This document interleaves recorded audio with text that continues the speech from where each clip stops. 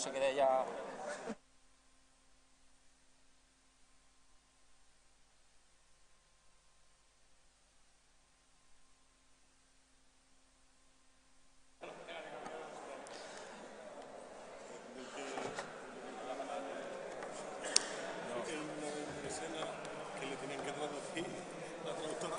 Ok, hola, buenas tardes.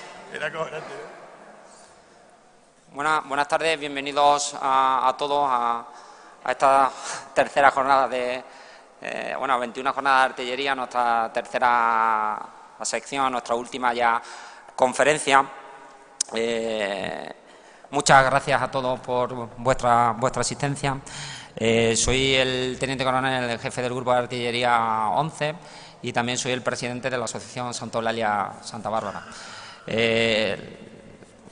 Sé que me voy a repetir, pero muchos de la audiencia no vienen estos 3 días, pero bueno, nuestra asociación Santa Eulalia Santa Bárbara tiene una de las misiones fundamentales divulgar pues la cultura de defensa, y en este marco pues estamos realizando este tipo de jornadas. Es cierto que este año le hemos querido dar un poquito un ambiente un poquito diferente, y no solo histórica y artillería, sino todo relacionado el militar, como se llama, el militar en el tiempo, y le hemos dado un sentido bueno. Me gustaría agradecerle no solo vuestra presencia aquí, sino la presencia que tengo a mi derecha al señor delegado de Gobierno.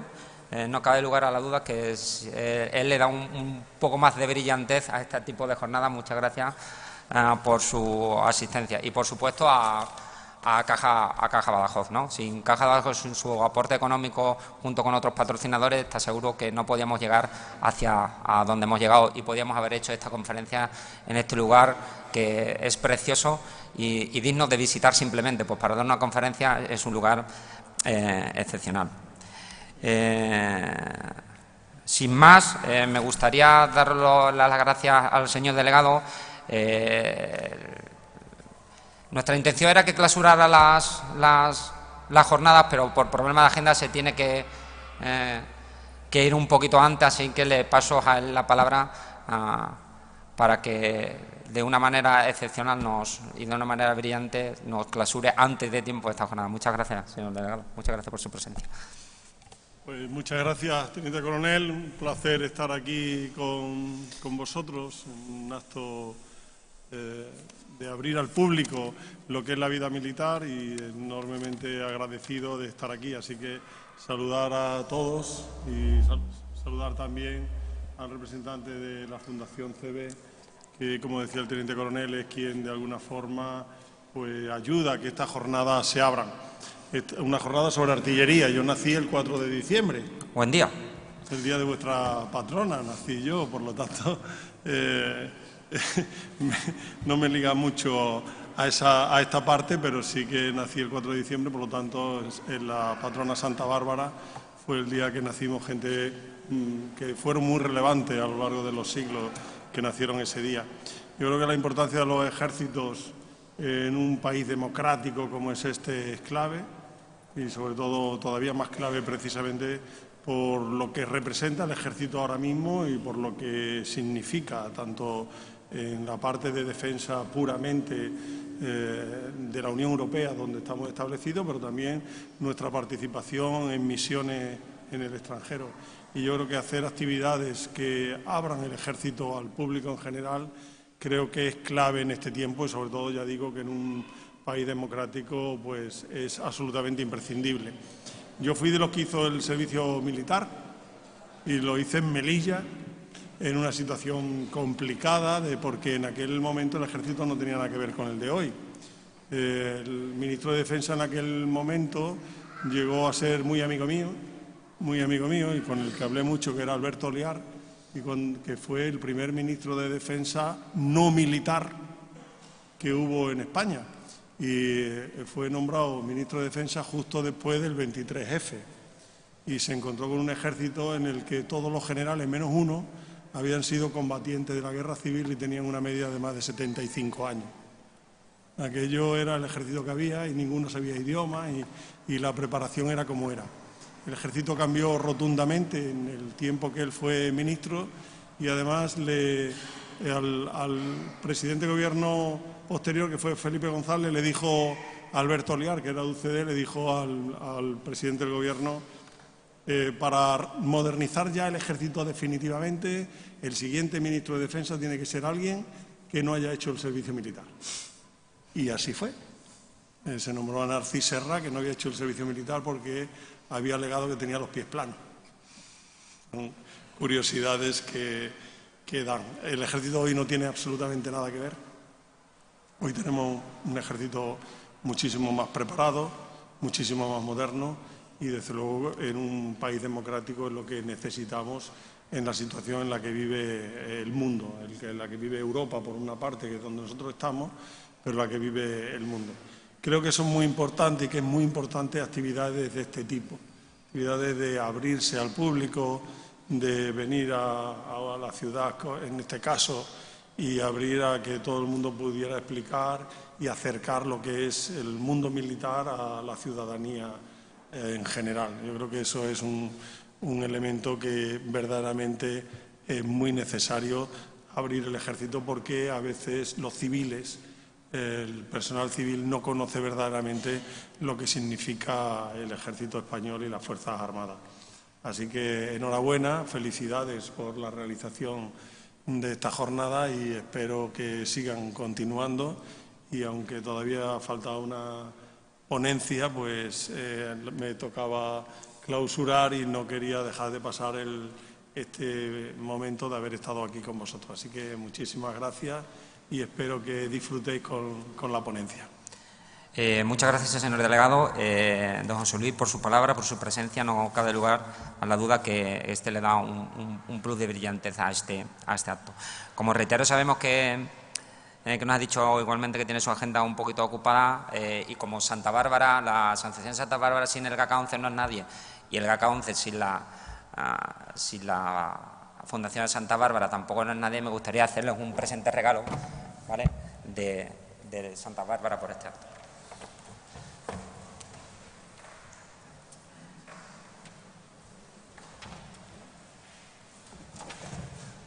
Muchísimas gracias.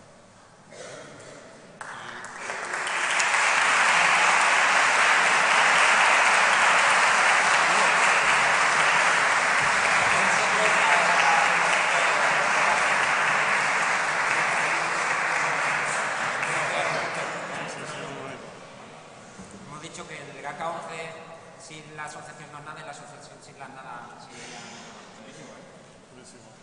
Muchas gracias. Bueno, ninguna... Sí. Perdón. No es que no he visto.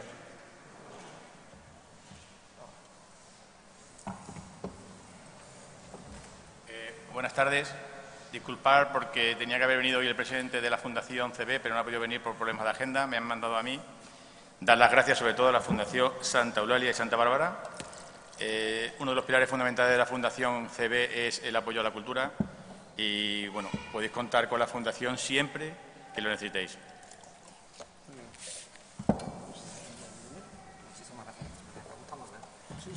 Chulísimo, tío.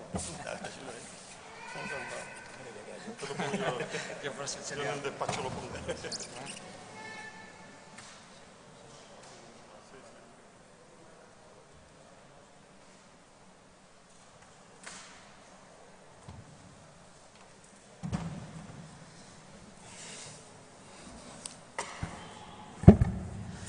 Buenos días, pues buenas tardes. Ya nos quedamos aquí con la ponente, con Israel Espino. Bueno, primero darle las gracias a Israel.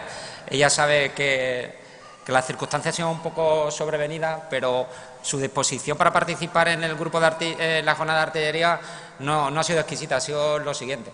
Me decía, igual que en el podcast que le escuché, que estaba nervioso por darnos una charla a este auditorio, a gente experta en combate, ¿no? Le he dicho que el combate y el misterio son dos cosas que están totalmente relacionados.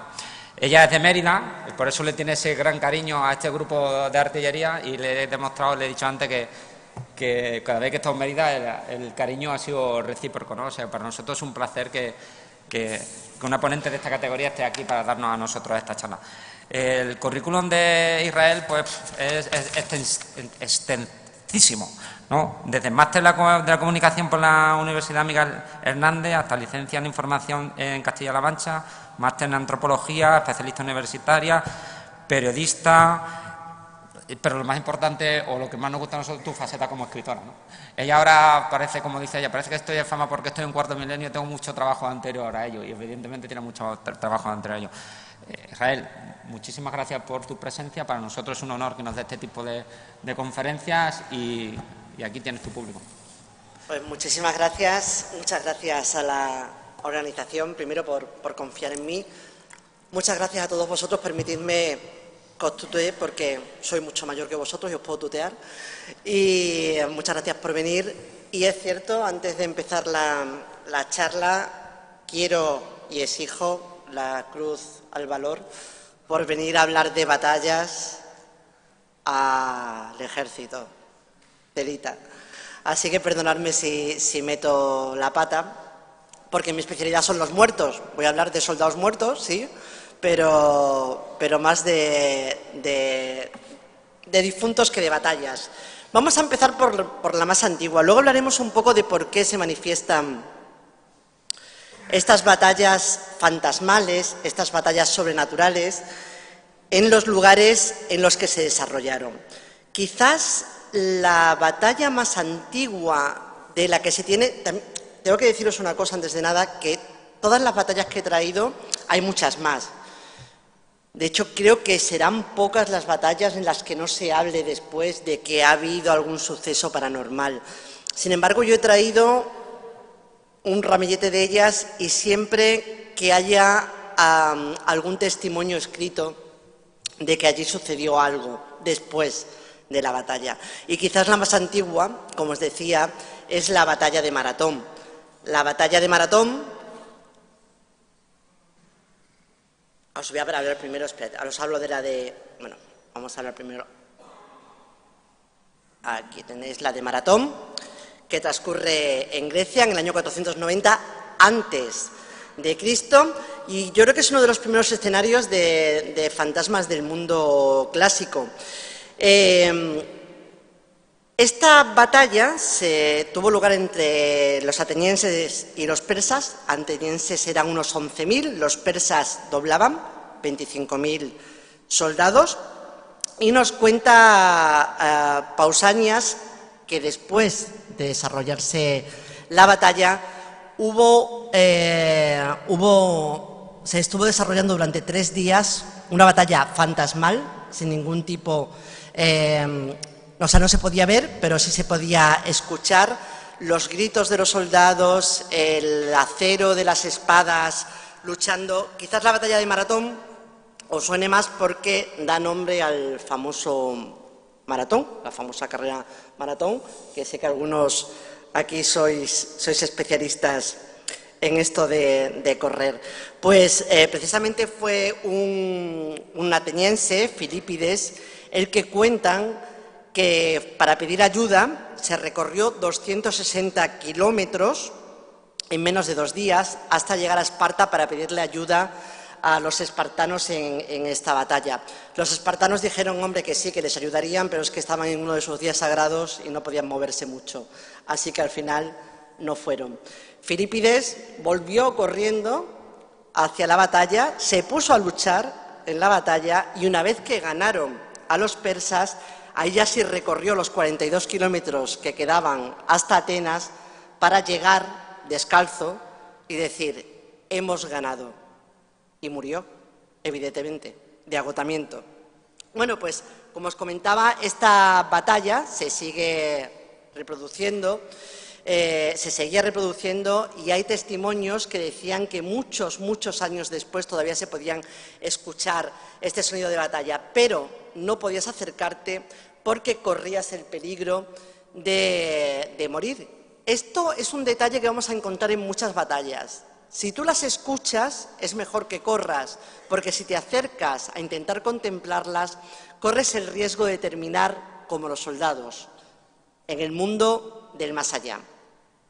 ¿De dónde viene esta historia? Pues viene de muchos siglos antes, del Ejército Furioso. Aquí podéis ver, el Ejército Furioso es un ejército que volaba y aún a día de hoy en los países nórdicos se cree que todavía vuela en las noches de invierno, especialmente lo que llaman las 12 noches, que son las noches que van desde Navidad hasta lo que nosotros consideramos los Reyes Magos, hasta el 6 de enero, 25 de diciembre, 24 de noviembre, 6 de enero, son los días más peligrosos, se consideraban los días más peligrosos antiguamente, porque se consideraba que eran los días en que los muertos volaban por los aires y podían llevarse a los vivos. De hecho, tenían tanto miedo, porque eran los días más oscuros del año, que ponían muchas luces para intentar ahuyentarlos. Son las luces que ponemos ahora todavía durante los días de Navidad. ¿Quién era este ejército furioso? Pues era el dios Odín, el dios Wotan, que junto con las valquirias y con los soldados muertos en combate volaban por los cielos del norte de Europa en busca de nuevas víctimas. ¿Qué es lo que hacían ellos? Pues ellos se suponía que tú, una vez que morías en combate, que era la mejor muerte que podías tener, Odín, las valquirias te recogían, te llevaban hasta el Valhalla, hasta el cielo de los guerreros, y allí se pasaban la eternidad de día comiendo y bebiendo cerveza, que tampoco está mal, y de noche se iban a batallar para seguir ejercitándose hasta el día del Ragnarok, el día del juicio final, para que cuando llegase ese día los soldados, los guerreros, no podías estar toda la eternidad bebiendo y comiendo, porque entonces te ponías fondón y no podías luchar en el Ragnarok. Por eso por la noche ellos seguían luchando eternamente, recorriendo los cielos en este ejército furioso, que además era muy peligroso verlo, porque te podían llevar con ellos. Aquí veis que están raptando a una mujer, salen al anochecer, se está escondiendo el sol. Si veis, en el caballo blanco está Odín, y al fondo, si veis un señor con algo en la mano, es un martillo y es el dios Thor, que también es el dios de la tormenta, porque este ejército furioso también tenía mucha relación con la tormenta, y es una cosa que vamos a ver en otras muchas batallas. Bueno, pues en esto se basan las batallas fantasmales. Y vámonos ahora a Francia, ya en la Edad Media, en la batalla de Évreux, en Francia. Se desarrolló el 29 de septiembre de 1364. Fue uno de los enfrentamientos más importantes, posiblemente también uno de los más sangrientos de la Guerra de Sucesión bretona. Estaba metido este conflicto dentro de la Guerra de los 100 años y enfrentaba a dos secciones de los bretones. Uno de ellos estaba apoyado por Francia y otro de ellos estaba apoyado por Inglaterra. Bien, aún hoy se afirma que en el campo de batalla de Évreux, donde perdieron la vida un montón de soldados, las almas de aquellos que perecieron, esto está muy cristianizado, esta leyenda, pero se dice que las almas de aquellos que perecieron sin haber confesado sus pecados todavía estaban condenadas a permanecer cerca de los cuerpos, de los cadáveres, y a cierta hora de la noche estas almas se metían dentro de los cuerpos. Esto queda como muy de videojuego de zombies, yo os lo digo, sí, se metían dentro de los cuerpos de los soldados muertos, estos se levantaban y andaban por todo el campo. Estaban condenados a andar, además, hasta el día del juicio final, pero siempre en línea recta, de tal manera que cualquiera que se cruzase en su camino moría antes del amanecer. Es otra de estas batallas que te avisan de que es mejor alejarte si empiezas a escuchar el sonido de batalla, porque es muy peligroso cruzarte con ellos. Otra de estas batallas fantasmales es la batalla de los campos catalúnicos. Esta se conoce también como la batalla de Chalons, se desarrolló en el norte de Francia en el año 451 y se desarrolló entre los unos y... no voy a hacer la gracia de los unos y los otros, ¿vale? Entre los unos y entre el Imperio Romano de Occidente, entre Atila y Teodorico. No os hago spoiler si digo que venció el Imperio Romano, pero por los pelos. Fue un enfrentamiento brutal, murió hasta el apuntador, más de 25.000 cadáveres quedaron en el campo de batallas, y lo curioso es que una vez que terminó la batalla, se cuenta que durante 3 días y 3 noches estos espíritus siguieron luchando porque se escuchaba el sonido de la batalla, os digo, durante 3 días y durante 3 noches armando un terrible alboroto. Vámonos a España, que aquí ya estábamos cerquita. Batalla de Roncesvalles, España, en el año 778. A ver, la batalla de Roncesvalles a día de hoy se duda si ocurrió, se duda si fuera... a ver, que ocurrió sí, pero que fuera batalla no está tan claro. Ni siquiera que tuviese lugar en Roncesvalles. Se sabe que pudo ser por los Pirineos y más que batalla fue una emboscada. Hay muchos historiadores que la sitúan cerca de los desfiladeros entre Roncesvalles y Valcarlos, que era fácil allí asaltar a los enemigos, y transcurrió entre Carlomagno, que ya se iba huyendo ya hacia Francia, y sus ejércitos habían sido derrotados en Zaragoza, iban ya huyendo, y cuando iban volviendo iban aniquilando todo lo que se encontraban a su paso, y lo último que se cargaron fue Pamplona, que les pillaba de paso hacia arriba. Pamplona era la capital de los vascones, y los vascones dijeron, sí, pues os vais a enterar. Y allí fue donde los pillaron. En la batalla de Roncesvalles ha pasado más bien a la historia por los romances que se escribieron después. El famoso Roldán, que aparece en muchísimas leyendas de España, murió allí, era sobrino de Carlomagno, y cuenta la leyenda que se lo cargó otro de los legendarios guerreros de España, que fue Bernardo de Carpio. Cuentan que a día de hoy incluso gente que hace el Camino de Santiago y que pasa por allí y que pasa cerca a la noche, dicen que han podido escuchar los llantos de Carlomagno, que no sé yo cómo diferencian si los llantos son de Carlomagno o son de otro cualquiera, pero bueno, os lo dejo, los lamentos de Roldán y los gritos victoriosos de los vascones.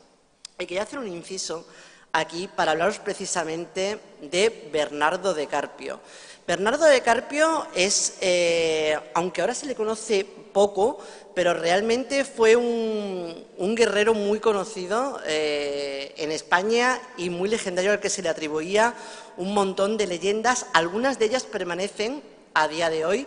Este sería Bernardo de Carpio. Y esta cueva que veis ahí es la Gruta de los Encantados, que a día de hoy, a mí es lo que me gustan las leyendas que todavía sobreviven, a día de hoy todavía los aldeanos cuentan que sigue estando encantada y que se puede ver en la noche de San Juan salir de allí a Bernardo de Carpio con sus 400 hombres, con una hueste de 400 hombres, dirigiéndose hacia el sur. Esta cueva, que está entre Cieza y Jumilla, entre Castilla-La Mancha y Murcia, dicen que solamente puede ver al día siguiente ese ejército partiendo aquellos del pueblo que la noche anterior, es decir, la noche de San Juan, hayan visto un fenómeno extraño en el cielo. Si tú esa noche que estás mirando el cielo y ves un fenómeno extraño, luz, imagina una luminaria extraña, sabes que al día siguiente, si prestas atención y te acercas a la Cueva de los Encantados, vas a poder ver salir a Bernardo de Carpio con su ejército. Es curioso que tiren hacia el sur, porque justamente en el sur, en Granada, se cuenta que se puede ver a Bernardo de Carpio en la Sierra de Molina, en Campofique, de noche, cuando hay tormenta, persiguiendo a los moros todavía o persiguiendo a un oso. Esto enlaza mucho con el mito del cazador salvaje, que ahora os voy a contar qué es, pero basta deciros que ¿por qué está ahí Bernardo de Carpio? Pues dicen que porque él se envalentonó tanto de haber vencido no solamente al ejército de Carlomagno, sino también a los ejércitos árabes, que se enfrentó al mismísimo Dios, y Dios le condenó a estar encantado eternamente formando parte de un ejército que no tenía nunca ni principio ni fin y tenía que estar luchando eternamente, guerreando eternamente. Pues en Granada, como os decía, se le sigue viendo en las noches de tormenta, bien persiguiendo a un árabe, como os decía, bien persiguiendo a un oso. El mito del cazador salvaje sí que lo tenemos en España y además tenemos uno muy curioso en Extremadura. No sé si habéis ido alguna vez a Casar de Palomero, está justo en la entrada de las Urdes. Allí hay una pequeña ermita, yo cada vez que he ido está cerrada, pero creo que todavía se sigue abriendo para determinadas misas. Y está en el Alto del Gamo, en el Pico el Alto del Gamo se llama así por una leyenda que tiene que ver precisamente con un cazador salvaje, que muchas veces se relacionan con los sacerdotes, con los curas. Cuentan que el sacerdote de aquí, de esta pequeña ermita, era un gran aficionado a la caza. De hecho, le tiraba más la caza que la iglesia. Y un buen día o un mal día en el que se encontraba dando misa en esta ermita, en el momento de elevar la hostia consagrada para bendecirla, vio pasar por delante un gamo. Y entonces se emocionó, soltó todos los aperos de cura, cogió su arma y salió detrás del gamo para cazarlo. Y quedó maldito. Quedó maldito para estar vagando por siempre. Tenía que dar, dice la leyenda, que tiene que dar 7 vueltas al mundo persiguiendo al gamo, al que nunca consigue dar alcance. Y para poder cazarlo mejor, Dios lo convirtió en lobo. Se llama el cura lobo de Casar de Palomero y está siempre persiguiendo.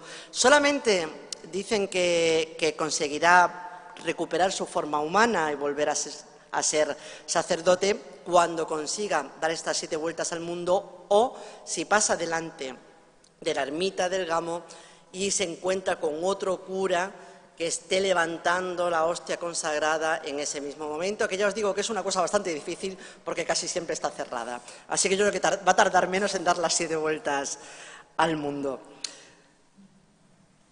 Esta leyenda del cazador salvaje tiene mucho que ver también con una leyenda que a mí personalmente fue la que me hizo casi dedicarme a estos temas de la antropología, del misterio, A ver, os cuento, a mí de pequeña me gustaba mucho leer, ¿vale? Pero era muy pequeña, no podía leer tomos muy grandes. Mis padres tenían una enciclopedia que eran 2 tomos de leyendas más o menos cortas. Entonces yo me di cuenta que a mí las que realmente, yo cada día cuando llegaba del colegio leía una y me di cuenta que a mí las de amores y cosas de estas no me gustaban mucho. Y a mí las que me gustaban eran las que aparecían muertos, calaveras, fantasmas. Y entonces descubrí esta, que os voy a cantar, aunque os voy a enseñar, que os voy a cantar, estoy para cantar yo, que os voy a enseñar y que quizás sea la primera leyenda de fantasmas que yo leí y la primera leyenda que justamente además tiene un ejército, tiene una batalla de guerreros muertos, que la conoceréis muchos, supongo, que es el Monte de las Ánimas. El Monte de las Ánimas es de Bécquer, es una leyenda de Bécquer. Bécquer la escribe en el siglo XIX, pero la leyenda transcurre en el siglo XIII. La leyenda cuenta que hay un noble, Alonso, que vive en Soria, en un castillo, al cual ha venido a visitar su prima Beatriz, que es guapísima, por supuesto, como todas las primas. Y Alonso está medio enamorado de ella, la lleva de caza, porque le encanta, como veis, todo este tema del ejército y la caza siempre está muy relacionado. ¿Por qué?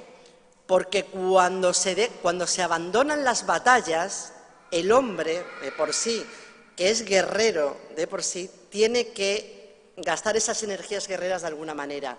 Cuando no hay guerra, esas energías se gastan en la caza, que también es una manera de enfrentarse, si no a otro ejército, sí a las bestias con las que hay otra batalla también. Entonces, en este caso, Alonso se lleva a su prima Beatriz de caza, van a un monte que está cercano a Soria y cuando empieza a anochecer, Alonso le dice a su prima que hay que volver ya a casa, al castillo, porque empieza a anochecer. Y entonces la prima, medio en broma, que como os digo venía de Francia, le dice: hombre, no me digas que con tu edad, y cazador y noble, tienes miedo a la oscuridad. Dice, no, hombre, no, a la oscuridad no, lo que pasa es que hoy es 31 de octubre, hoy es la noche de difuntos y estamos en el Monte de las Ánimas. Y es el único día en el que no se puede estar aquí. Entonces ella le pregunta que por qué, y él cuenta que hace mucho, en el siglo XIII, en ese mismo lugar donde se levantan ahora las ruinas del monasterio de San Juan del Duero, tuvo lugar una batalla entre los monjes guerreros, los monjes templarios, y los nobles de Soria. Una batalla por unas tierras en la que acabaron todos aniquilados. Los enterraron allí mismo y contaba la leyenda que la noche de difuntos todos esos muertos se levantaban y seguían guerreando entre ellos. Cuando Alonso le cuenta esta leyenda a su prima le dice que, bueno, hombre, que es una leyenda, pero el primo le dice, sí, es una leyenda, pero vámonos para casa que está anocheciendo. Y cuando llegan al castillo, él le dice a ella que, bueno, que le va a regalar un broche que ha visto que a ella le gustaba, un broche con una perla preciosa que a ella le gustaba, como símbolo de su cariño. Y la prima, que es un poco bicha, le dice, uy, pues yo te iba a regalar a ti una cosita, que es una banda azul que has dicho que qué bonita era, pero, jo, la he perdido. Y claro, dice el primo, ¿que la has perdido? ¿Dónde?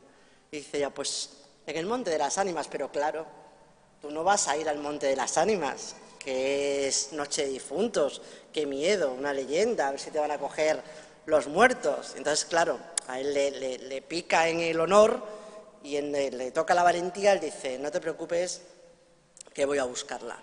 Y él sale ya de noche, en esa noche de difuntos, a buscar la cinta, pero no vuelve.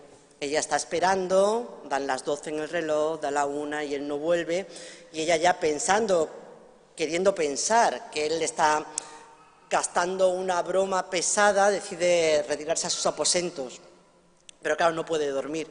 Y de pronto empieza a escuchar cómo todas las puertas que van dando paso a su habitación se van abriendo una a una, y ella empieza a asustarse. Y llega un momento en que escuchas la propia puerta de su habitación, cómo se abre y escucha, dice, un sonido como de madera o hueso que se acerca. Entonces ella lo que hace es arroparse, lo que hacemos todos cuando tenemos miedo, que es arroparnos con la sábana, porque todos sabemos que eso nos hace invencible ante cualquier cosa. Entonces ella se pone la sábana y espera rezando a que amanezca. Y cuando por fin amanece, ella está dispuesta a reírse de los miedos pasados durante la noche, entonces cuando sale de la cama se queda blanca y solamente se escucha un grito. Cuando los criados van a ver qué ha pasado, se la encuentran muerta de horror, con la cara desencajada, y allí en su mesilla de noche se encuentran una banda azul manchada de sangre. La banda que fue a buscar Alonso para ella. Alonso, por supuesto, lo encuentran muerto en el Monte de las Ánimas, devorado, dicen que por los lobos. Bueno, pues esta leyenda, que a mí siempre me había apasionado, resulta que ahora yo os invito, porque es una maravilla, todos los 31 de octubre podéis verlo, si vais a Soria, se representa al pie del Monte de las Ánimas, porque el Monte de las Ánimas existe, se representa esta leyenda, y lo único que no hay es la batalla entre los templarios y los nobles. No hay la batalla, pero la última vez que fui, hace 2 años, mirad, este es el monasterio de San Juan del Duero, en el que se supone que están enterrados los esqueletos de los templarios. La última vez que fui, cuando la obra terminó de representarse, eran como las 12:30 12 o 1 de la madrugada, y sabiendo que estaba al pie del Monte de las Ánimas y sabiendo que era el 31 de diciembre, pensé, tengo que acercarme al monte, es una oportunidad estupenda. Pero no había, evidentemente en el Monte de las Ánimas no hay nada de luz, tuve que ir con la luz del móvil y de pronto vi algo blanco al fondo. Y entonces me acerqué y me di cuenta que era una tumba. Y yo había estado antes y allí no había ninguna tumba, evidentemente. Y yo, qué raro, una tumba. Además me di cuenta que era una tumba templaria. Entonces me di cuenta que había otra al lado y otra, un cementerio templario. Y yo estaba flipando, diciendo, esto no estaba, esto es imposible. Y de pronto, entre esas tumbas templarias, me encuentro una tumba cristiana y en la tumba algo que se mueve con el viento, algo azul. Y me acerco y veo que en esa tumba, eso que había azul era una cinta azul manchada de sangre y que en la tumba ponía Alonso y Beatriz y que era un cementerio. Entonces yo estaba, de verdad, porque yo sabía que eso no existía. Me pareció maravilloso, pude hacerle la foto para darme cuenta de que no fue un sueño, que era realmente un cementerio templario, que era la tumba de Beatriz y de Alonso, y me volví al hotel. Al día siguiente pregunté y me enteré que efectivamente el ayuntamiento, ese mismo año, había decidido montarlo y lo han dejado. Me parece una ideaca. También me hubiese parecido mejor que me hubiesen avisado antes. Pero para mí fue una noche maravillosa porque me faltó ver cómo los esqueletos de los templarios se levantaban para luchar contra los esqueletos de los nobles. Pero bueno, ahí lo dejamos, no se puede tener todo. Una lucha que no pude ver tampoco porque ya no existe esas ruinas fue la toma de Oppenheim, esto es en Alemania. La toma de Oppenheim tuvo lugar por el ejército español, el ejército de Flandes, el 14 de septiembre de 1620, durante la Guerra de los 30 años. Bueno, también esto es un poco, hay que cogerlo, dicen que la masacre fue terrible, realmente no fue tanto, porque el ejército español lo hizo muy bien, dijeron que iban a atacar Worms, se fueron para allá los alemanes, y entonces quedaron la ciudad desprotegida y por eso pudieron entrar sin tener que matar mucho, pero claro, allí lo cuentan como lo cuentan, allí dicen que fue una masacre terrible, bueno, tan terrible que muchos cuerpos no pudieron recibir Sagrada Sepultura y cuentan que en este convento que ya no existe, pues hubo muchos cuerpos que quedaron allí. Lo que cuenta la leyenda es que un siglo después, un pintor, o sea, un siglo después sería aproximadamente 1720, un pintor fue para allá para pintar las ruinas a la luz de la luna, sin saber que justamente era el aniversario de esta batalla.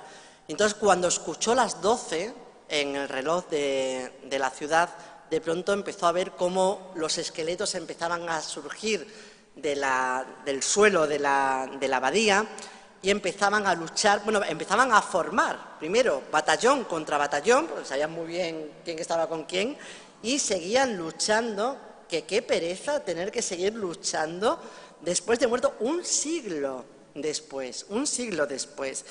El pintor, evidentemente, no tuvo Alemania para correr, salió de allí escopetado, pudo contarlo antes de morir en la posada en la que se alojaba y dicen que la gente de Oppenheim sí que tuvo claro que esta batalla fantasmal tuvo lugar porque era un aviso, que eso es otra de las cosas que vamos a ver que estas batallas fantasmales hacen, avisar de que van a venir desdichas. Ellos creían que era un aviso porque al poco tiempo estalló la Guerra de los 7 años. Entonces ellos quisieron interpretarlo, que digo yo que ahí habrá maneras menos espectaculares de avisar de que va a haber una guerra, pero bueno. Y hablando de guerras, si hablamos de batallas fantasmales, no podíamos... Bueno, hay una que yo sé que vais a echar de menos algunos, que es Belchite.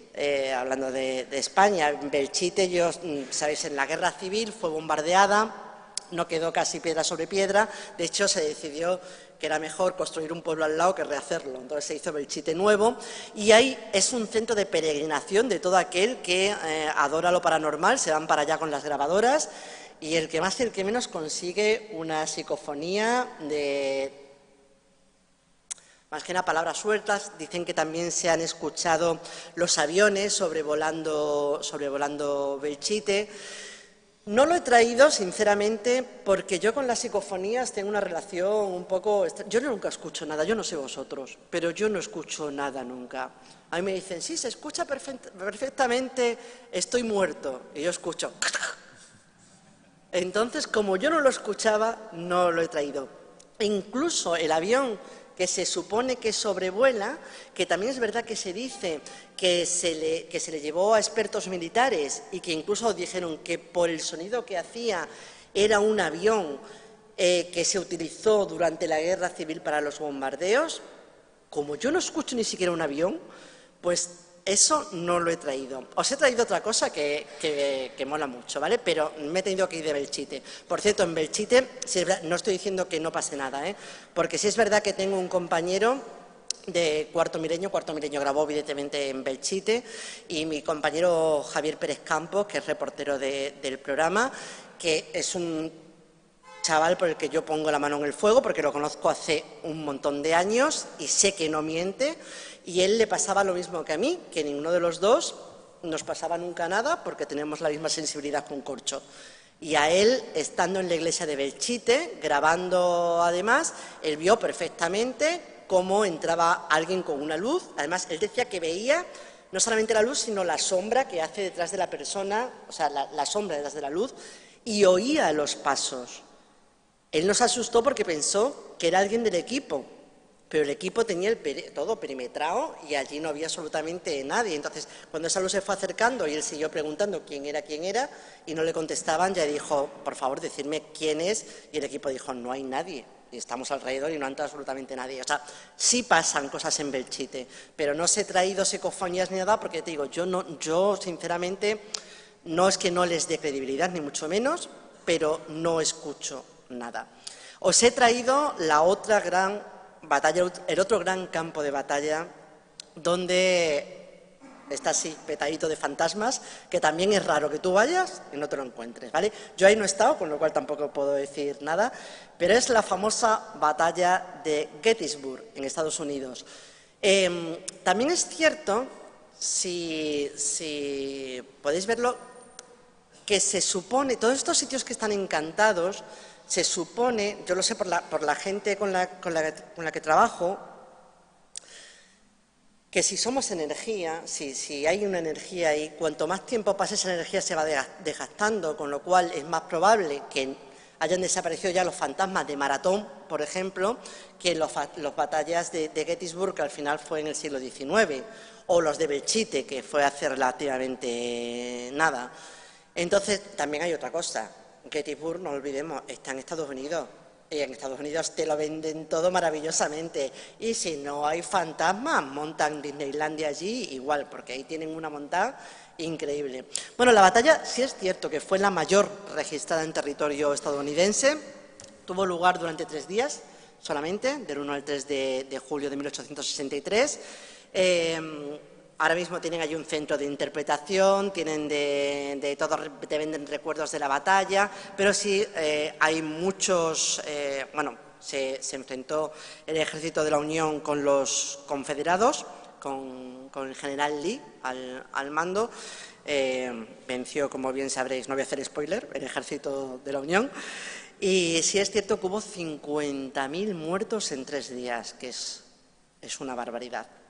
Y siempre se han reportado, hay una universidad allí y muchísima gente habla de que se ven soldados, de que se ven, de que se escucha. En casi todas las batallas, más que verse, es verdad que se escucha el sonido de la batalla, se escuchan los gritos, se escucha todo. Pero aquí, además, hay gente que ve a soldados sueltos, a soldados que avanzan como despistados.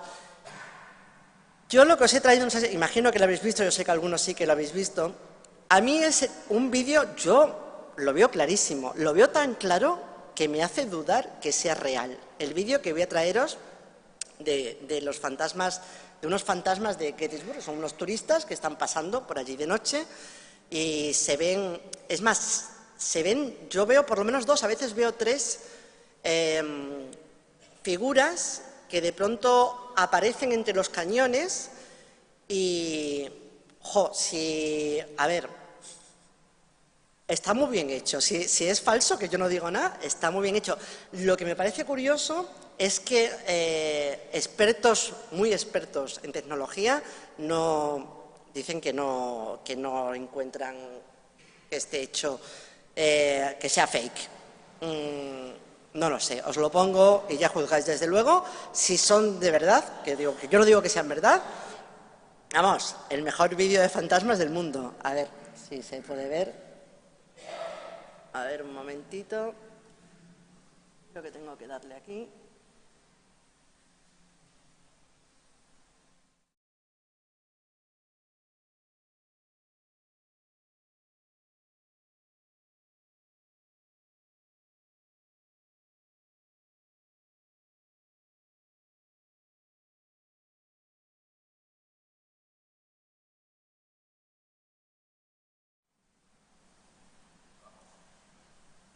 ¿Va? No va, ahora. Ahí, ¿veis uno? ¿Lo estáis viendo? Pues que se ve perfectamente. Pues si te fijas, va otra vez ahora, ¿vale? Si te fijas, hay otro detrás. Mira, hay uno delante de los cañones y otro por detrás, que está como escondido. El de detrás, sí, yo veo 2 o 3.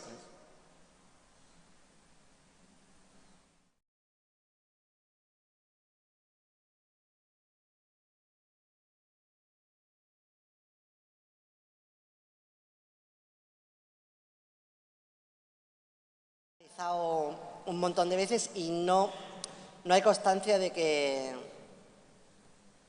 sea fake. Mira, se ve perfectamente, por lo menos 2.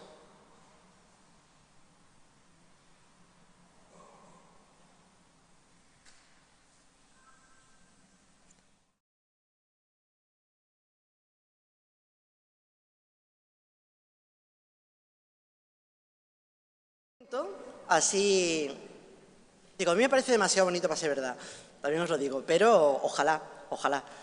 Es el documento más incontestable sobre batallas fantasmales o fantasmas en una batalla. Fantasmas que siguen a día de hoy todavía por ahí pululando. Nos vamos a Escocia, en la batalla de Culloden, 1745, se enfrentaron los jacobitas, que eran los escoceses, luchando con lo que tenían, eran los partidarios del príncipe Charles, contra la casa de Hanover. Murieron, bueno, eran 5.400 escoceses contra 8.000 del ejército inglés. Al final, 1.250 jacobitas muertos y solamente 52 del bando contrario. A día de hoy se dice que todavía se siguen escuchando sonidos de batalla, gritos, sonido de espadas, disparos de escopetas. Además, dicen que se ve un extraño pájaro negro gigantesco que no tiene nada que ver con ningún otro pájaro y que ya en la cultura celta, recordar que los escoceses tienen una cultura y unas creencias celtas, y el pájaro negro anuncia la muerte. Y dicen que todavía a día de hoy se puede ver. Incluso se habla de que se puede ver un soldado vestido de escocés que va por ahí solo, espectralmente vagando, y que cuando te acercas lo suficiente se te puede escuchar diciendo solamente una palabra, que es derrotados, hemos sido derrotados. No es el único que anda por ahí solo. Aquí sí pude ir a Sedgemoor Inn. Inn es la posada, pero Sedgemoor es donde se desarrolló, esto es en Inglaterra, en Somerset. Y aquí se enfrentó el ejército real de Jacobo II con el ejército rebelde de James Scott. Hubo una batalla también bastante grande. Y aquí dicen que en el aniversario hay apariciones de la batalla. Dicen que primero hay un viento frío, que tiene mucho que ver con eso de las tormentas que hablábamos, se ve jinetes fantasmales que galopan, los vientos helados y un espectral sonido de batallas, como siempre. Tenemos muchos testigos, y digo muchos porque iban juntos, básicamente. En 1904 ya se habla de un grupo de escolares que iban con su profesor y que vieron venir a un personaje vestido raro, como antiguo. Ellos pensaron que estaba loco y que desapareció de pronto. Dicen que es uno del ejército rebelde que consiguió sobrevivir a esta batalla, pero que cuando quiso entrar en su casa, que estaba por esa zona, justo en la entrada lo mataron. Y dicen que todavía se le puede ver por ahí vagando. A mí esta gente me da mucha tristeza el tener que estar toda la vida vagando, aunque aquí en Badajoz tenéis una que luego ya para terminar os contaré. Y a ver, vamos con la batalla en cine, que esto me encanta. Y digo en cine porque son dos batallas que tuvieron lugar en el mismo, más o menos en la misma época. La primera en 1645, la segunda en 1642, las dos en Inglaterra. Esta es la de Nasmyth. 14 de junio de 1645, uno de los episodios más importantes de la Guerra Civil Inglesa, y acabó con la derrota de las fuerzas monárquicas por los ejércitos parlamentarios. Lo curioso que esta batalla no ha tenido lugar una vez, sino varias veces. Dicen que se volvió a representar cada año durante un siglo y que era tan matemático que la gente de los pueblos de la zona se reunían en una colina cercana para presenciar la reproducción de la batalla que tenía lugar en el cielo. O sea, no había cine por aquel entonces, algo tenían que hacer. Y escuchaban, no solamente veían la batalla en el cielo, sino que se escuchaban los cañones, se veía luchar, los gritos, o sea, en cinemascope. Ahí bien. ¿Cómo os digo? Sí, fantástico. Y no era la única, porque es que de la otra tenemos hasta testigos. En la batalla de Edgehill tuvo lugar en el 42, intervinieron 40.000 hombres, también de las tropas del rey, conducidas por el príncipe Rupert, y los parlamentaristas, capitaneados por Oliver Cromwell. Y cuando terminó el día, el campo estaba lleno de cadáveres, de heridos, de moribundos. Los ejércitos se retiraron para seguir luchando en otro lado, pero de pronto llegan a Londres, al gobierno, testimonios de que la gente sigue viendo la batalla en el cielo. Y entonces el rey manda una serie de representantes para que vean qué es lo que está pasando allí.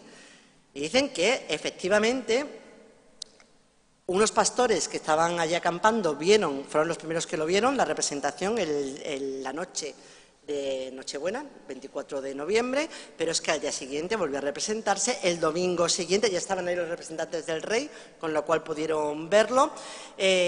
Un domingo más tarde, o sea que no fue una, ni dos, ni tres, fueron por lo menos 5 veces las que tuvo lugar esa batalla, con cada vez más testigos, porque ya os digo que eso era un cine de verano. O sea, llegó un momento en que se intentó, de hecho, dar una explicación racional, pero sigue sin darse ninguna, porque claro, había tantos testigos que no se podía obviar. Y de aquí nos vamos ya a las últimas batallas que tengo. Estábamos con batallas en los cielos y nos vamos a batallas en los mares. Esta la tenemos cerquita. ¿Tienes cerquita? La batalla de Trafalgar, cerca de Barbate, en el término de Barbate, en el Atlántico, una de las batallas navales más trascendentales de la historia, que enfrentó a Gran Bretaña contra Francia y contra España. Nos dieron pal pelo, no hace falta ya que os cuente mucho. Hubo 450 muertos por parte de Francia y de España, 450 muertos por parte de Gran Bretaña. Por parte de España y Francia fueron más de 3.300 muertos y 2.500 heridos. A día de hoy se siguen recogiendo testimonios que hablan de extrañas voces que vienen del mar, pero voces como de batalla, incluso de gente que va andando, que a mí eso sí me daría un poco de yuyu, que vas andando por la playa. Pues claro, tú ahora estás a tu bola en la playa de Barbate o en los cañones de Meca tranquilamente y notan como si alguien les tirase de la ropa. Y como se escuchan ese fragor de batalla que viene del mar, pues ellos lo relacionan con que son los supervivientes o los moribundos que llegaron a las costas de esa batalla. Quizás el testimonio, y ya con esto termino, el testimonio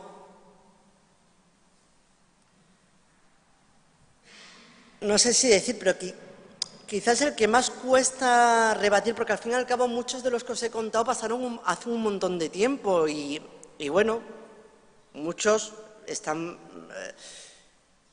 envueltos en la leyenda, pero claro, esto no fue hace mucho. Veréis, aquí no voy a empezar por la batalla. Bueno, voy a empezar por la batalla porque ya he hecho spoilers yo a mí misma y os he puesto eso.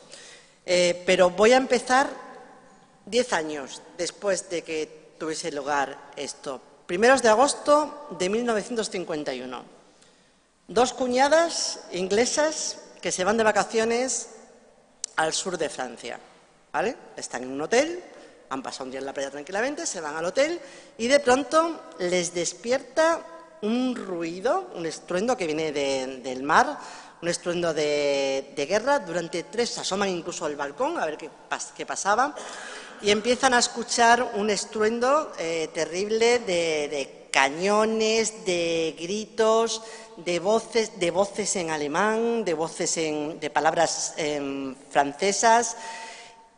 No ven nada, ellas no saben absolutamente nada y al día siguiente se enteran de que el sitio donde están pasando las vacaciones es Puig y que un sitio que se llama Puig y que hace 10 años, en 1942, tuvo allí lugar un desembarco, bueno, fue una batalla, pero que además no era conocida porque precisamente los aliados no quisieron darla a conocer porque fue un desastre. Lo que hicieron en Dieppe, llamaban el desembarco de Dieppe, ellos quisieron hacer una especie de ensayo para el día D, para el desembarco de Normandía. Pensaron que iba a ser muy fácil y fue una carnicería, una auténtica carnicería. De 6.000 hombres que desembarcaron, que consiguieron desembarcar, la mitad murieron a manos de los alemanes. Claro, no le dieron mucha publicidad, con lo cual había poca gente que conocía esta historia, pero desde luego las que no lo conocían eran las 2 señoras estas inglesas, las 2 cuñadas, que en la vida se habían preocupado absolutamente de nada de esto. Lo curioso, que es lo que más me hace a mí dudar, es que... ya me he ido para atrás. No. Vale. Da igual, un segundito. Vale.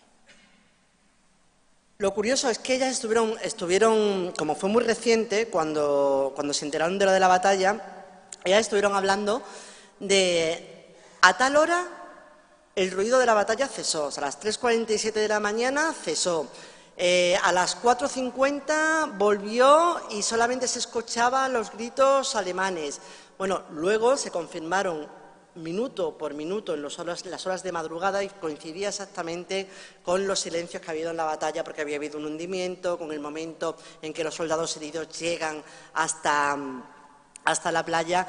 Incluso es curioso porque ellas afirman que a las 4:50 cesa todo el ruido, no se escucha nada, excepto los gemidos, o sea, unos gemidos en la playa que poco a poco también se van cesando. Y efectivamente, hasta ahora termina la batalla, lo único que quedaron eran los moribundos en la playa.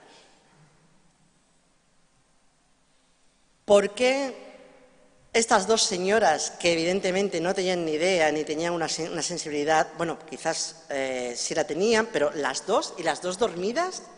O sea, tuvo que ser algo muy real para que se escuchase. ¿Qué narices pasa con estos sitios? Suponiendo que nos creamos algo de todo lo que os he contado, o al menos una de ellas. ¿Ocurre algo? Y si ocurre, ¿qué es?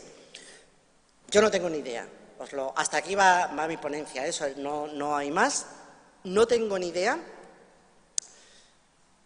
Pero la única teoría que se me ocurre, y ya os digo, no por mi experiencia, que yo nunca he tenido una experiencia así extraña, pero sí por todo el mundo que me ha contado, que me ha comentado lo que le ha pasado y por mis compañeros, por ejemplo, de Cuarto Milenio, que es lo que os comentaba antes. Somos parte energía y esa energía hay veces que se va, cuando tu cuerpo muere, se va directamente, y hay veces que no. Y en los edificios en los que ha habido mucho dolor, ha habido sufrimiento, cuando muertes con dolor y con sufrimiento, esa energía chunga, si me permitís, queda mucho más.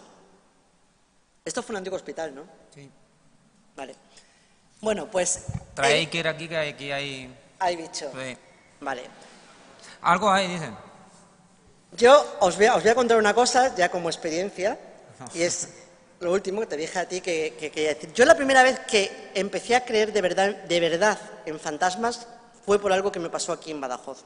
No a mí personalmente, pero os cuento.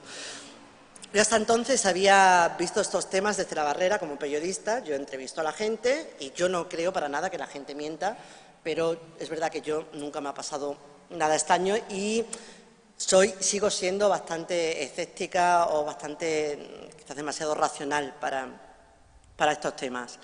Hace ya, pues yo creo que a lo mejor hace 10 años ya, yo vivo en Mérida, me llama una compañera del periódico, yo por aquel entonces publicaba en el periódico Hoy, y me llama una compañera que trabajaba aquí en Badajoz y me dice: oye, Israel, ¿tú has oído hablar del fantasma del Perpetuo Socorro? Le digo, pues no. Me dice, pues ha vuelto a aparecerse. Digo, ¿cómo que ha vuelto? Si yo no lo conocía. Me dice, sí, pues ha vuelto, siempre se ha hablado de un fantasma, pero ayer se apareció a dos médicos que además tengo el contacto, son un matrimonio, puedo pasártelo, no quieren hablar con los medios, pero si consigues la entrevista, tienes ahí un temazo. Y conseguí hablar con ellos, me vine a Badajoz a entrevistarlo. Efectivamente es un matrimonio de médicos y claro, lo que me contaron fue lo que me terminó a mí de convencer de que había algo, o sea, de que hay algo. Yo no sé si son muertos, pero hay algo. A mí lo que me contaron, lo que me contó este doctor, que además son los dos doctores, son mentes muy racionales, ellos no creían en fantasmas, no creían en nada.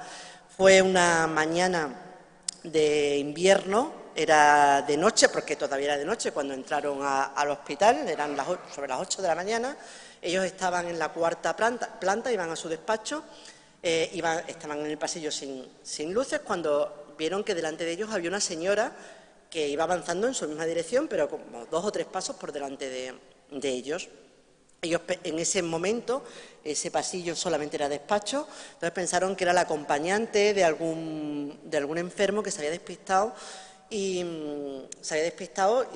estaba en un pasillo que no tocaba. Entonces le dijeron, perdone señora, ¿qué habitación busca? Y la señora no se volvió. Ellos sabían que no era una enfermera ni era una doctora del equipo porque llevaba un abrigo largo hasta los pies y un peinado muy raro que no tenían ninguno de sus compañeras. Entonces la señora no se vuelve, es extraña, y vuelven a decirle, señora, y en ese momento la señora se mete en un hueco que había, que ese hueco daba a 2 despachos con 2 puertas cerradas con llave. Claro, cuando ellos van a decir a la señora que allí no hay salida, se encuentran que la señora no está. Como médicos racionales, en ningún momento piensan que hay un fantasma, piensan, esta señora se ha metido, ha forzado alguna de las 2 puertas, ha cerrado por dentro como sea y está robando o está loca. Entonces se quedaron allí plantados y llamaron a seguridad. Seguridad vino con las llaves maestras, abrió los 2 despachos, no había nadie en ninguno de los 2 despachos. Esa señora no pudo salir de ningún lado porque estaban de aquí a ahí, o sea, era imposible. Bueno, pues este médico esa misma mañana tenía una operación y en la mesa de operaciones se pone a comentarlo.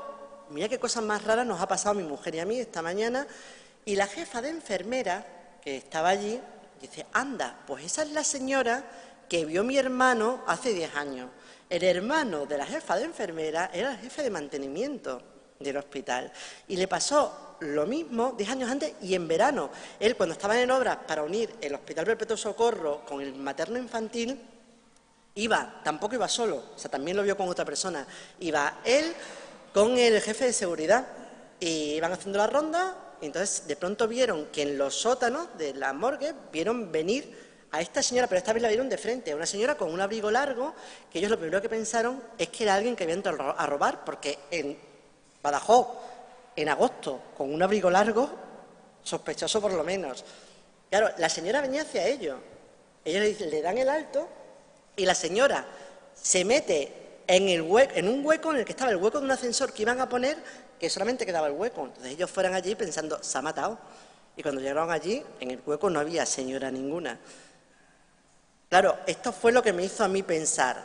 Es imposible que 4 personas, además, no es una que tú puedes malinterpretar, puedes pensar, yo qué sé, una luz que tú pienses que es una mujer, yo qué sé, que te haya dado un mareo, que se te haya ido la cabeza. Hay 40.000 explicaciones, pero a 2 personas al mismo tiempo y a otras 2 personas con 10 años de diferencia. Claro, y en un hospital. Volvemos a lo de las batallas. ¿Dónde se muere la gente? En los hospitales. Antes había casas encantadas, que ya no hay, porque la gente se moría en las casas. Ahora la gente no se muere en casa, la gente se muere en el hospital. ¿Dónde pasan más cosas? En los hospitales. ¿Dónde moría más gente antes? En el campo de batalla. O sea, si de verdad hay algo, lo más lógico es que sean los campos de batalla. Por eso yo no puedo deciros que todo lo que hay aquí sea real, ni mucho menos, pero que algo de lo que os he contado puede ser real, casi seguro, casi seguro. Y yo sé que ha sido un tiempo, no sé cuánto tiempo he estado, pero hablando de muertos, que a lo mejor se os puede poner mal cuerpo, pero lo que digo siempre, que si estamos hablando de muertos es porque estamos vivos, así que hay que aprovechar y ser felices el tiempo que nos quede, que no lo sabemos. Así que muchas gracias, buenas tardes.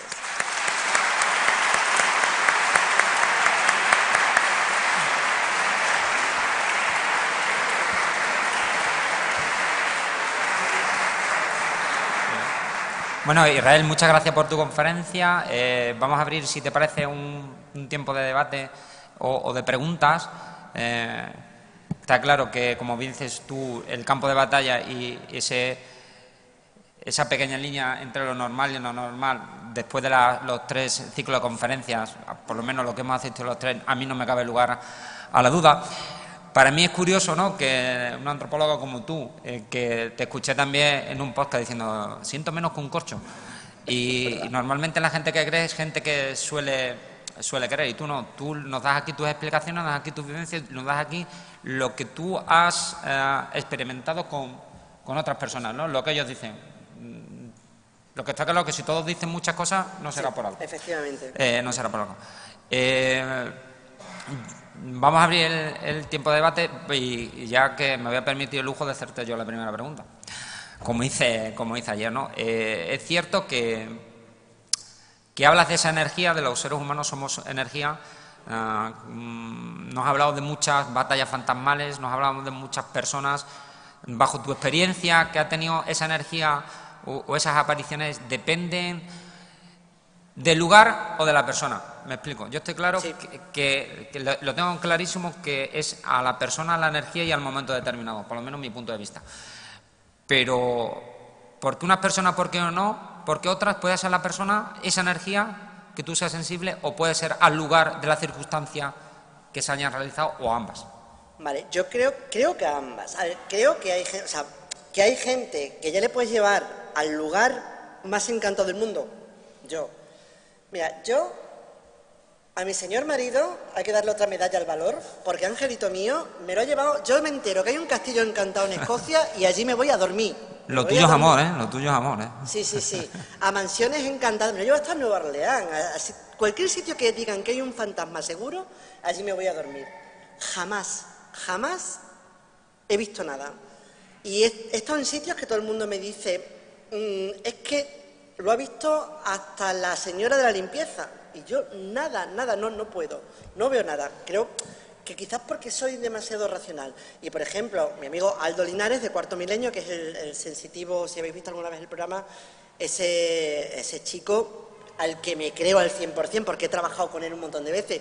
Y os prometo que, de verdad, se dice en el programa, y yo sé que mucha gente, y lo entiendo, que no se lo cree, que él no sabe a dónde va, pero es que os prometo que él no sabe a dónde va, él no tiene ni idea de dónde lo llevamos. Y cuando llega, te dice un montón de cosas del sitio donde está, de las cosas que han pasado, te da nombre, te da fecha, que dice, es imposible que lo sepa. Y te digo, Aldo ve hasta cuando no quiere ver. O sea, tú a Aldo lo llevas a un supermercado y Aldo te encuentra el fantasma del supermercado.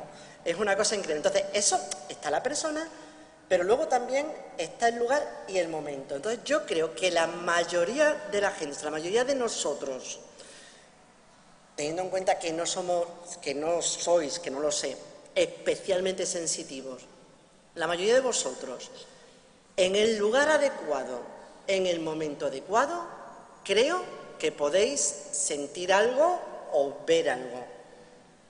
Yo no, pero yo creo que la mayor parte de la gente sí. Y ya, joder, esto me voy a aprovechar, ¿eh? Y ya, ¿lo podemos eso relacionar con las premoniciones que la gente tiene? Muchas veces dice, joder, esto es como si ha pasado, yo sabía que iba a pasar y por eso no lo he hecho. O lo he hecho porque sabía que esto era bueno para nosotros. Ese momento sensitivo, porque tú has tratado con muchas personas muy sensitivas, como estás hablando ahí. Sí, pero fíjate, yo creo que ahí, en las premoniciones, o sea, sí creo que hay gente sensitiva que yo creo que puede sentir energías en cuanto a que en un sitio ya eso, mal rollo porque ha habido muchas muertes o no, eso, y hay mucha más gente de lo que pensamos, o sea, no hace falta ser Aldo Linares para sentir eso, hay mucha gente que lo siente. Sin embargo, las premoniciones, ya te digo, es que me puede lo racional, yo creo que hay mucha gente que tiene premoniciones porque nuestro cerebro es la leche, te explico. Creo que procesamos muchas más cosas de las que nos damos cuenta, creo que sin darnos cuenta, nuestro cerebro está viendo cosas que nos está diciendo, esta persona no es de fiar, tú no eres consciente, ¿sabes? O va a pasar esto porque ya pasó algo parecido hace 10 años, tu cerebro lo ha almacenado ahí y tú, o sea, tu inconsciente ya sabe más o menos lo que va a pasar. Creo que es algo más racional que extrasensorial. Lo que no quiere decir que sea misterioso, porque a mí el cerebro me parece la cosa más misteriosa del mundo. O sea, pero yo creo que en cuanto a premoniciones, quizá no hace falta que nos vayamos a lo paranormal para tener esas premoniciones.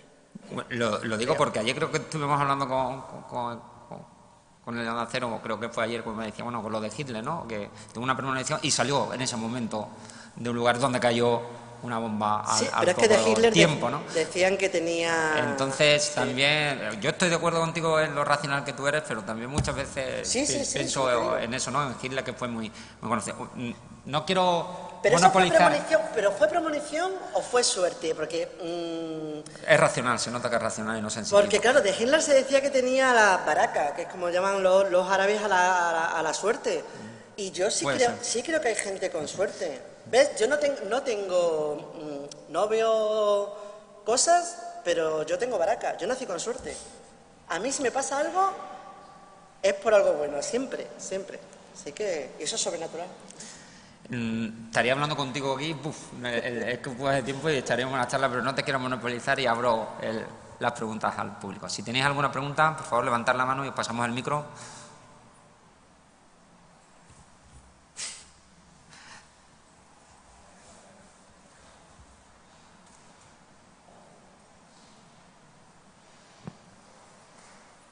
Mientras no me preguntéis por las fechas de las batallas... Buenas tardes. Buenas tardes. Antes de nada, agradecerle su estancia aquí, que ha sido muy grata y muy interesante. Muchas gracias. Estos temas son un poco introvertidos, por lo mismo que ha dicho usted, porque hay gente que es creyente, gente que no. Y hay familias que tienen ciertas capacidades que son capaces de percibir o ver cosas más que otras. Y dentro de esas familias hay gente que cierra las puertas. Tiene cierto tipo de capacidades, pero cierra las puertas porque o tiene miedo o no quiere admitir esas capacidades que tiene. Pero yo le puedo decir que muchas veces va innato en la persona. Sí tienes razón. Y entonces eso es lo que solamente quería aportarle, que sí que hay gente que tiene esas capacidades, te lo puedo decir con certeza, y lo que pasa es que cierra las puertas porque ocurren cosas y al ocurrir esas cosas hay gente que no sabe si tiene miedo Sí. o niega la existencia real de lo que está viendo. Y nada más, y agradecerle sobre todo lo que he dicho anteriormente, que nos haya aportado toda esa información, que para mí ha sido muy interesante. Me vas a contar algo después, ¿verdad? Tengo una premonición de que me vas a contar algo después. No sé. Toma el micro. Gracias. Sí, eso es cierto que es otra de las señales de que existe una predisposición. Es que hay una predisposición genética, es verdad que hay familias que se hereda además, heredan de padres, normalmente de madres a hijas o de Aldo Linares, por cierto, el sensitivo de Cuarto Milenio, ¿verdad? Su madre y su abuela ya veían y ya sabían cuando, sabían cuando él estaba viendo algo que no estaba allí, porque ellas ya lo habían pasado. Y eso indica, efectivamente, que es algo genético, o sea, que la genética juega un papel importante. Y también es cierto que muchas veces te cierras. A mí Paloma Navarrete, que es la anterior vidente, que ya murió la pobrecita hace 2 años o por ahí, la señora del péndulo que iba antes en Cuarto Milenio, que ya era farmacéutica, era también era racional, pero ella veía perfectamente. Y ella me decía a mí que yo no, porque yo siempre decía, pero Paloma, ¿por qué todo el mundo ve menos yo? Y me decía, es que tú cierras porque en el fondo te da miedo. No sé. Que puede ser, ¿eh? Que a lo mejor ya que yo vea un muerto dejo de trabajar en esto, también te lo digo, claro. Mecanismo de defensa. Sí. Vamos. Hola, buenas tardes. Gracias por tu intervención. Si hay algo en lo que Badajoz entonces creo que puede tener potencial es en tener fantasmas. Entonces, porque si una ciudad ha tenido eventos militares, guerras, batallas, muertos desde desde la época que tú quieras, aquí no tenemos ningún tipo de evento así paranormal que nos pueda subrayar en la ciudad, ¿no? O que haya constancia de ello. Sí. ¿De evento te refieres a...? A ver, tenemos desde la Brecha, de los sitios de la Brecha, o tenemos la misma Alcazaba, o de la propia Guerra Civil, la Plaza de Toros. Te podría dar muchos, los sitios portugueses. El Alcazaba está petado de fantasmas, ¿lo sabes? Pues eso es lo que te quiero preguntar, que si tenemos esos fantasmas o esos hechos que puedan ser relevantes en la ciudad. Sí, de hecho se hacen rutas turísticas misteriosas aquí en Badajoz por la noche y, por ejemplo, en la universidad que está dentro de la Alcazaba, aquí tenemos a Samuel, que fue uno de los que, fue el que investigó el tema. Había jefes de seguridad que salían pitando por las cosas que pasaban. Nosotros estuvimos además en la universidad con Aldo Linares y había soldados, además, de hecho, me acuerdo habló arriba de... Sí, pero no soldados de esta época, sino de... No me acuerdo de qué época me dijo. Pero que, claro, que sí que hay, lo que pasa es que... ¿Quién ve los fantasmas? O sea, y a no ser que sea una cosa que sea... O sea, un lugar muy concreto en el que... Y sobre todo un lugar que tenga paredes, me refiero, para que se pueda concentrar, es muy difícil porque a lo mejor, imagínate que hay fantasmas a las afueras de Badajoz en un descampado. ¿Pero quién pasa por el descampado? O si pasa una persona y pasa en un momento determinado. Sin embargo, si es el hospital de Badajoz o este mismo lugar, por ejemplo... Bueno, aquí menos porque tampoco se utiliza tanto como el hospital, pero en el hospital que hay continuamente gente día y noche y que son unas paredes concretas, es más normal que haya actividad paranormal que si está al aire libre, que está, sin embargo, eso como potencial. Badajoz tiene un potencial fantasmal maravilloso. Sí. No me gustaría a mí ser sensitiva y estar por aquí viviendo.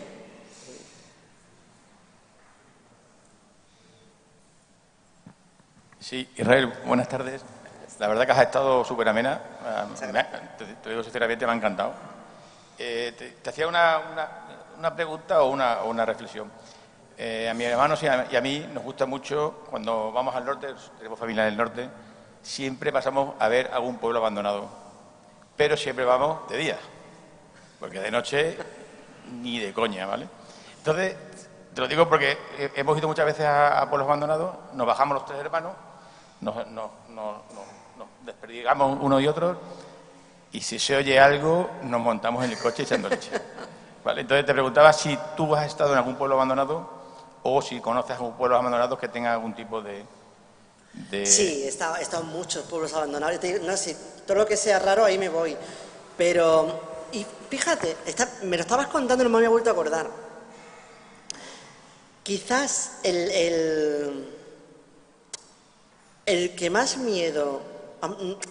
No fue miedo porque ni yo me dedicaba a estas cosas, fue hace muchísimos años, no sé, puede hacer 20, 25 años, y todavía no me interesaban estas cosas, pero no me dedicaba a ello, y fue de casualidad. Iba de Valencia hacia el norte, también no recuerdo dónde, y de pronto era una carretera, no era muy grande, y vi como un pueblo, unas ruinas de un pueblo.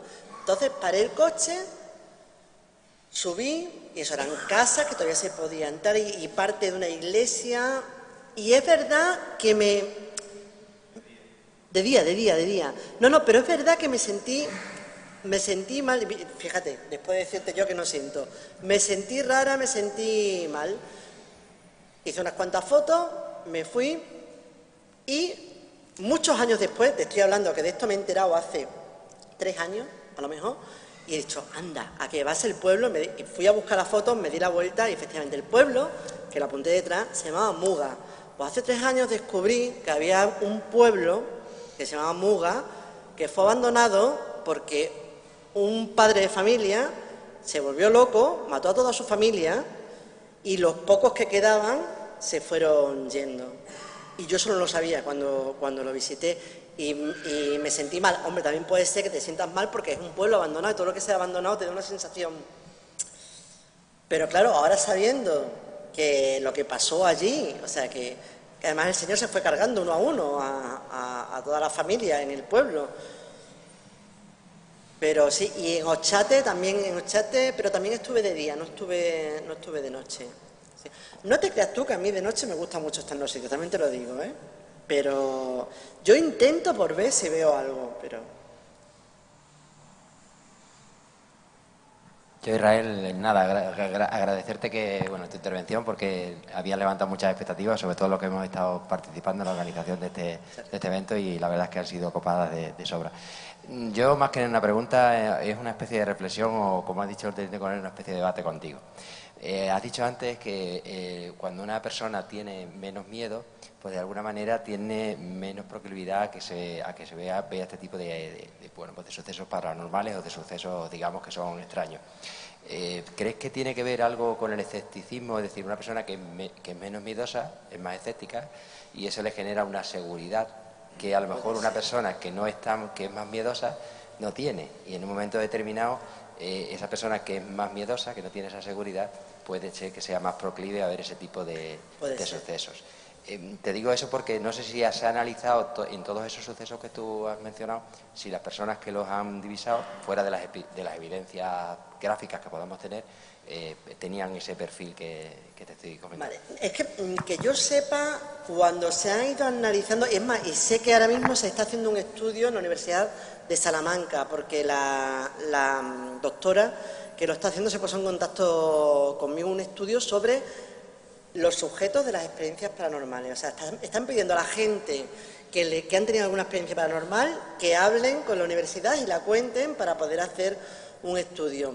El problema es que sí puede haber mucha gente con un perfil, pero luego viene otro y te lo rompe. O sea, ¿qué es lo que estamos hablando? Si hay mucha gente que puede tener un perfil determinado, tú tienes miedo y tú vas a ver...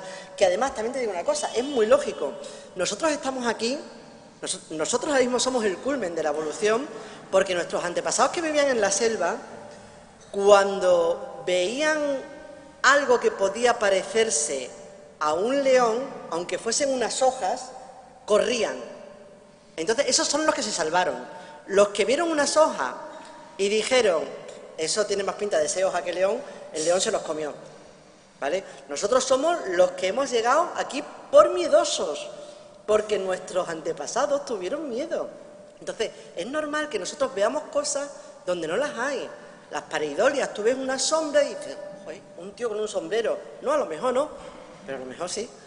Entonces, claro, mucha gente es más normal quizás que tú veas cosas si tienes miedo, es cierto, pero es que luego te encuentras con los doctores que te comentaba yo antes, que ni tenían miedo, ni estaban cansados porque venían de dormir de su casa, que iban dos, y dices, ¿y estos entonces qué vieron? O sea, sí puede haber un grupo que tenga que ver con el miedo, que te ayude a ver cosas, pero luego siempre hay algo que te rompe la estadística. Buenas tardes, muchas gracias por las historias que nos has contado. Quería preguntarte qué lugar o qué ubicación nos recomendarías para visitar que más te haya asombrado a la hora de vivir esa experiencia de terror. De toda España, de todo el mundo.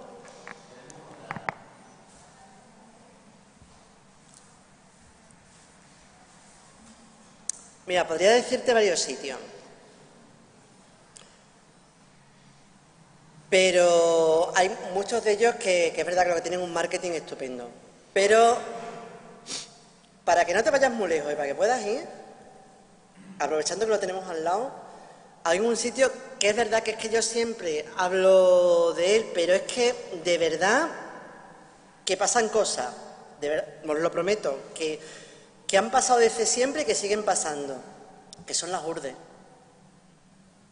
Si os subís a las Urdes un fin de semana, pero subiros y cuando anochezca, iros a dar una vuelta alrededor de la cabaña que hayáis pillado, del hostal que hayáis pillado, solos, vamos, solos con tus colegas, pero... Estás pidiendo mucho, ¿eh? Solo, de noche. Coño, estoy hablando con el ejército. Somos valientes, pero no tanto. Somos valientes, pero no tanto, ¿eh? Claro, pero a mí dame los vivos, no me dan los muertos. Pasan cosas, en las Urdes pasan cosas. Y cosas que no son muy agradables también. O sea, cosas chungas. Bueno, Israel, muchas gracias por venir. Yo no iba a preguntar porque me ha quedado bien clara la conferencia, lo has contado todo muy bien, con la guasa que tiene y la forma tan amena que tienes de contarlo, pero por alusiones, y como han hecho una pregunta muy interesante antes sobre Badajoz. Yo como pacense puedo decir también como un poco de... No me gusta llamarme investigador porque me parece una palabra muy grande, pero sí como divulgador, como curioso. Badajoz sí que tiene fantasmas. Son de piedra, muchos de ellos. Lo que pasa es que hay que tener un poquito de voluntad y desenterrarlos. Pero somos una ciudad con una historia relacionada con la guerra, casi desde su fundación. Y a mí me entra un poquito de envidia, por ejemplo, cuando voy a Portugal. Aquí a la vecina Elvas, no hace falta irse tan al interior. Elvas tiene, no sé si lo han visitado, un pequeño cementerio de soldados ingleses que murieron en la guerra de la independencia. Lo tienen allí su pequeña capillita, su pequeña iglesia, lo llevan allí ingleses. Y 4 tumbas, y me parece fascinante porque al final esto no dejan de ser unas jornadas artilleras, que es muy interesante, lo militar tiene una historia profunda, impresionante, y muchas veces tú lo sabes que cuando has ido a muchos pueblos, a muchos lugares, donde la leyenda se mantiene y donde veneran, porque al final eso atrae visitantes y atrae la historia, pues muchas veces en unas ciudades todavía queda mucho trabajo por hacer. Aquí queda mucho trabajo por hacer para desenterrar esos fantasmas que son parte de la historia también militar que tiene esta ciudad. Pero leyendas sí hay que decirle que hay muchas, los investigadores locales de aquí, los cronistas, están sacando cada vez más, le están dedicando hasta libros, porque hay un libro incluso a la Dama Blanca de Guadiana, y lo único que hace falta en las ciudades es voluntad, porque esto que habéis contado, lo que se ha contado en los 3 días de la jornada, es historia y es también relacionada por cómo es el ser humano como comportamiento. Y aquí tú sí que tienes que hablar, que sabes más que yo y más que gente, que es el mundo ya, el mundo antropológico, el ser humano como lo... Sí, pero yo es verdad que desde que yo empecé hasta ahora ha cambiado. Bueno, hace 20 años Sería imposible que las jornadas artilleras, o sea, que se pudiese estar hablando de estos temas. Y como esto, sería imposible que en la Asamblea de Extremadura nos hubiesen dejado durante 3 noches estar todo el equipo de Cuarto Milenio persiguiendo fantasmas. Eso nos lo cuentan hace 10 años y nos llevamos las manos a la cabeza. Y se ha hecho todo. Y bueno, yo me acuerdo cuando monté yo la empresa de rutas de misterios y leyendas en Mérida, a mí, mi madre la primera me decía: estás loca, pero ¿quién va a pagar para que le cuentes leyendas? Claro, me decía, pero además en Mérida, que está el Teatro Romano, que está el anfiteatro, ¿quién? Claro, no en Mérida.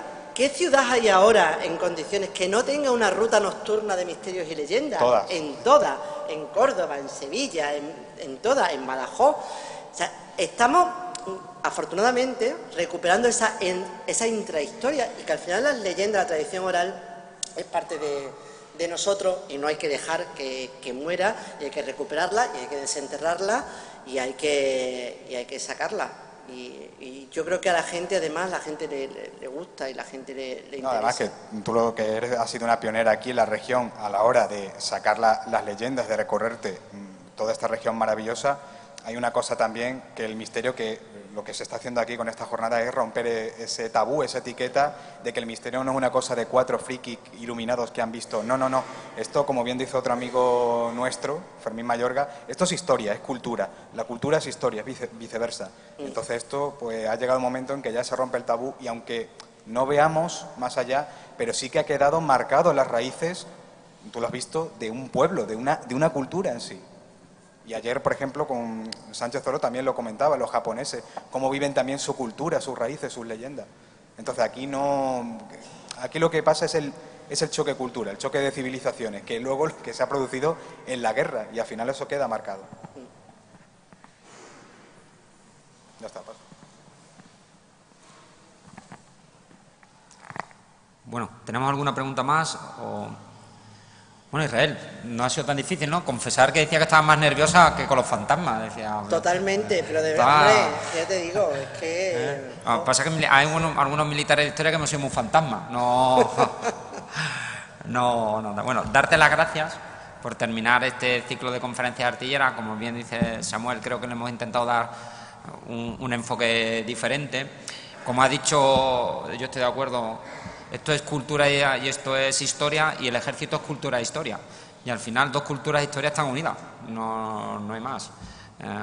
Los españoles muchas veces no sabemos sacarle provecho a nuestra historia o cultura, o somos capaces de, como decía uno de conferenciantes, la leyenda negra. Bueno, pues la leyenda negra sí existe. Yo estoy de acuerdo que somos capaces de destruir, ¿no? Y está mi compañero Juan Vergara, que dijo, joder, nos destruimos la historia y nos la volvemos a destruir, nos volvemos a reconquistar. Pues es una de las grandezas que tiene España. Bueno, pues cultura, historia, paranormal o anormal, cultura, historia, el ejército, eso es así. Y yo creo que deberíamos de unirlo, y ese ha sido mi fin. Creo que ha sido magistral, nos lo hemos pasado en grande, le hemos dado a estas jornadas artilleras un cariz diferente. Eso le tengo que dar las gracias al capitán Blanco, Julián Blanco, y al capitán Pajuelo, que son los que me impulsaron a ello. Has visto que me gusta este tema, con lo cual esta nueva generación, como decía ella en el podcast que lo escuché, es que el ejército a lo mejor es una nueva generación estos jovenzuelos, yo me alegro que me diga eso de jovenzuelos, ¿no?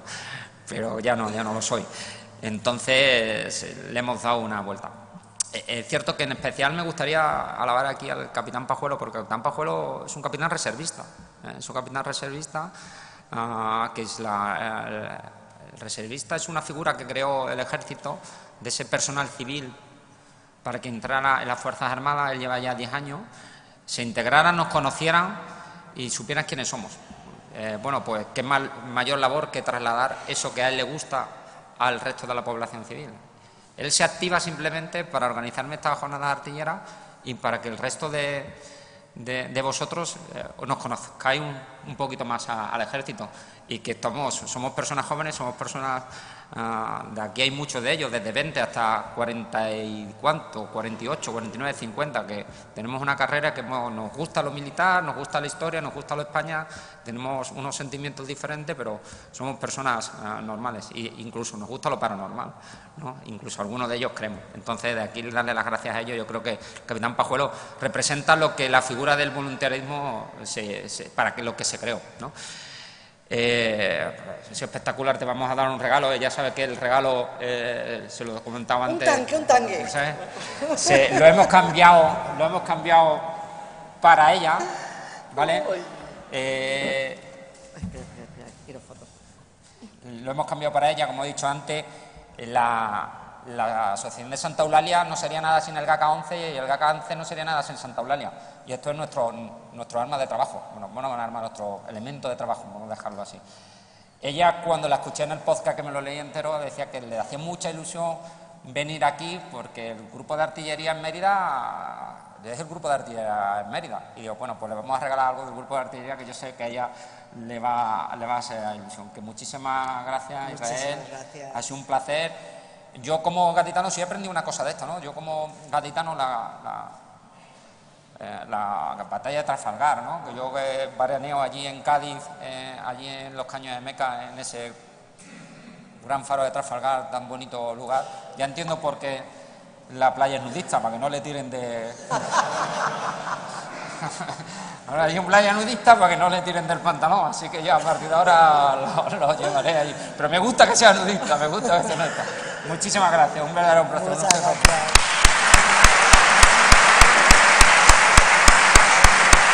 Me ha gustado, ¿no? Muchísimas. Muchas gracias. Ahora nos vamos a tomar ahí algo allá atrás, ¿vale?